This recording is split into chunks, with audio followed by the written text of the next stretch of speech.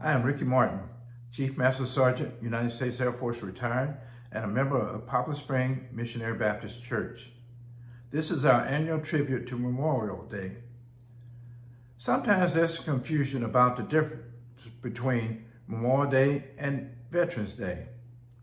Memorial Day commemorates the men and women who gave their lives in the military service to our country.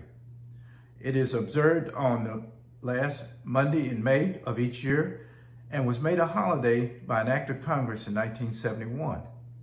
Veterans Day honors and thanks the men and women who served during wartime or peacetime, whether they died or survived, and is recognized and observed on November 11th of each year.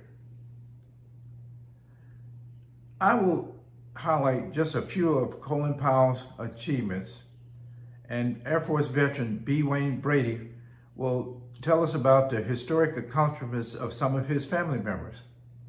Army Lieutenant Colonel retired Melvin McDaniels will tell us all about the POW MIA table. And we will show some of the Poplar Spring family members who died in the service of our country. Colin Powell was born April 5th, 1937 to Jamaican immigrant parents in New York City. He passed on October 18th, 2021 due to COVID complications facilitated by a compromised immune system due to blood cancer. He was married to Alma Johnson, and together they had 3 children.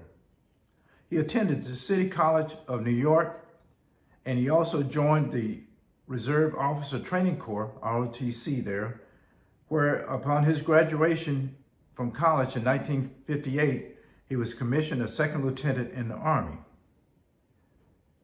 He was awarded the Purple Heart, and he's also awarded the Soldier's Medal for Bravery, where he saved 3 individuals after a helicopter crash, one being Major General Charles B. Geddes.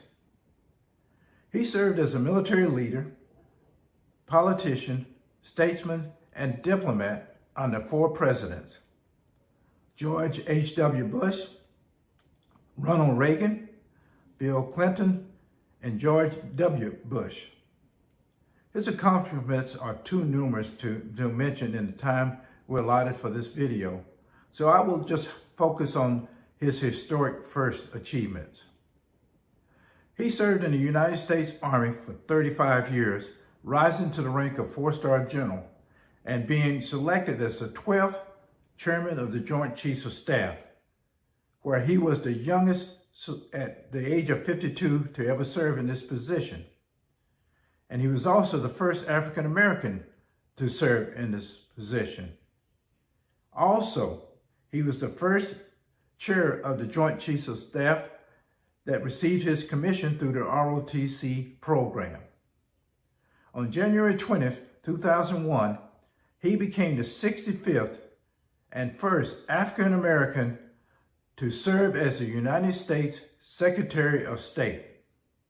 As you see, Colin Powell defied the odds and throughout his career. A bona fide hero, rescuing soldiers from a burning helicopter, wounded in combat, oversaw 28 crises, one being the Operation Desert Storm. I am proud to say that I served under then Chairman of the Joint Chiefs of Staff, Colin Powell, while I was on active duty in the United States Air Force. We thank him for his service, and we thank you.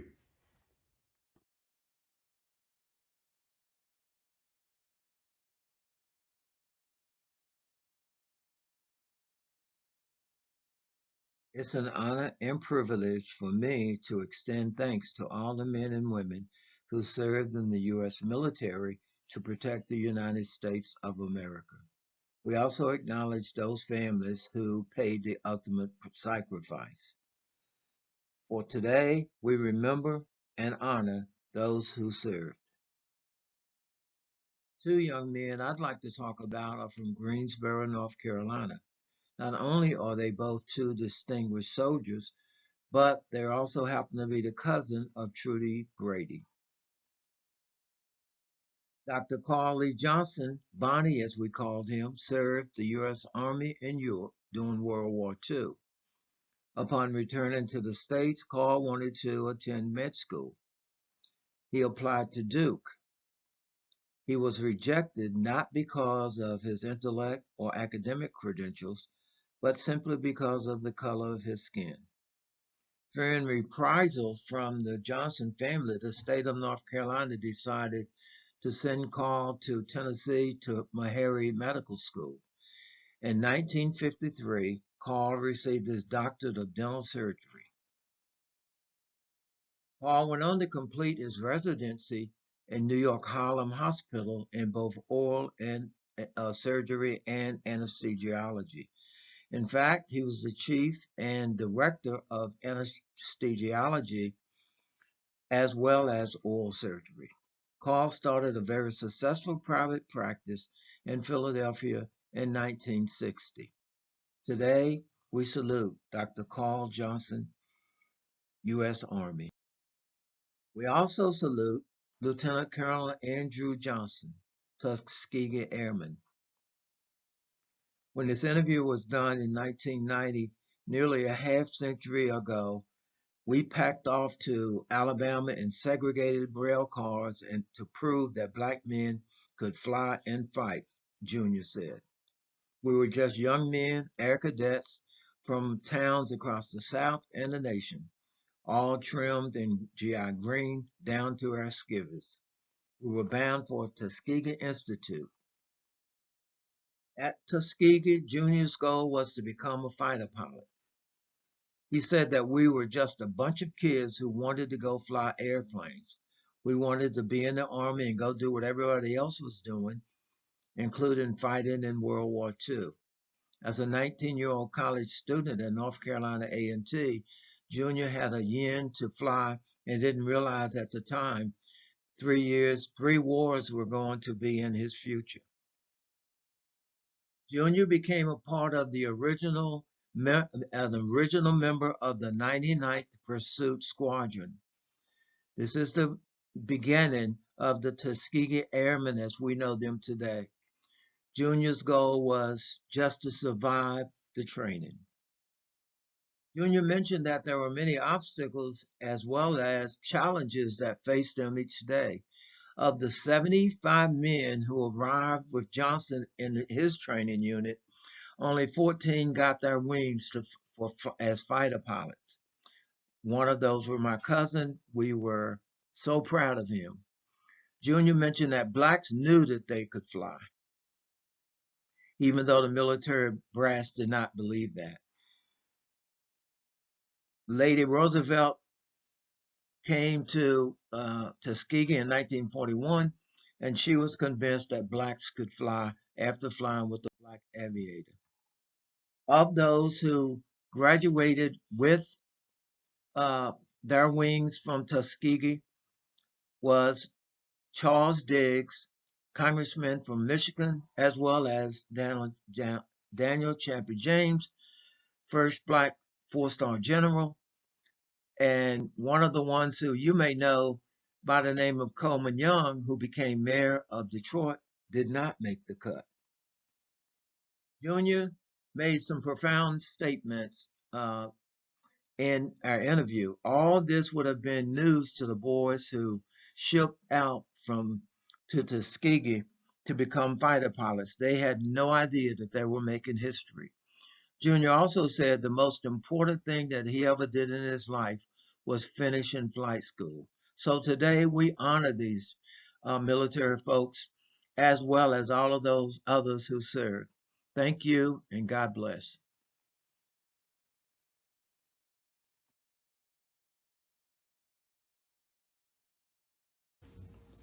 A small part of military equity is earning service members who have fallen in the line of duty. Remember them, honors their sacrifice and that of their families and friends. It also underscores the importance of the commitment to duty made by the living. At military balls, weddings, reunions, and other formal occasions, one beautiful, thoughtful way to honor those who have died is a fallen soldier's table. Each element of this table symbolizes something that is specific and special. At this time, we'll let you take a walk with us on setting up the fallen soldier's table. The first thing you need to do is get a small table. Make sure it's round and get a round tablecloth to go on the table. Why is it necessary to have the round tablecloth or the round table? Because the circle signifies never-ending love and commitments that we have to those who have fallen. On this table, we want you to do a number of things. Number one, we need a white mat. We also need utensils. We need a plate. We need a braid plate, and we need a lemon wedge. We need a wine or water glass. We need a candle and the candle lobbing, and we need a vase for the 2 roses. One for the rose we're gonna have, a red rose, and on that what we need with that red rose, we need a red cloth and we need a yellow cloth. Now, let's go through this. As we see the candle, this is the candle of light and hope that we continue to have for those who are missing, who we have not been able to find. But we can hopefully one day that they will become a part of us again. Next to that, we have a bud vase. We have a red rose, and this red rose celebrate the life of those who are still here and who have not fallen by the wayside. On that, we want to have a yellow ribbon and we have a red ribbon. Now, the yellow ribbon, this signifies those who are also still here with us. The red ribbon at this time signifies those who have gone on and we have not been able to find yet. Now, as we look a little further on the plate, we see the lemon wedge that's in the plate. This wedge is to signify the tears that we shed for those who are not here yet. Along with that, we sprinkle salt on the lemon to intensify the tears coming forth in support of those who are not here with us yet. As we look forward on the table, we see the wine glass of the water glass. That glass you see is inverted and turned over.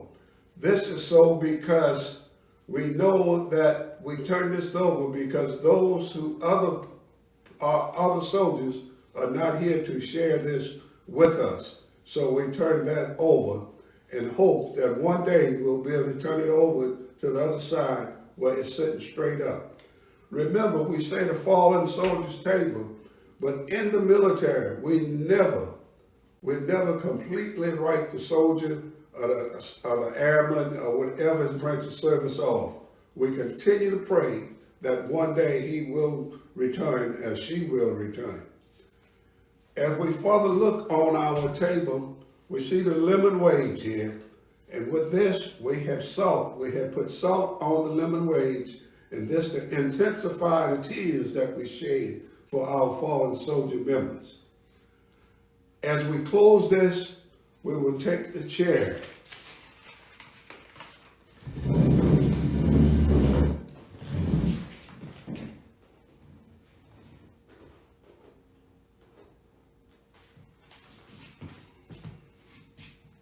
We take the chair where the service member would have been sitting had he been here. Since we know he will not be here to enjoy this glorious time with us, we will turn it over until he comes. If he does not come, we will always keep him in our minds and in our hearts, waiting for his return. Now, we went over this fallen soldier's table, You say, well, do we have to have it this way all the time? No. Different organizations, different locations, and different headquarters will go about this differently.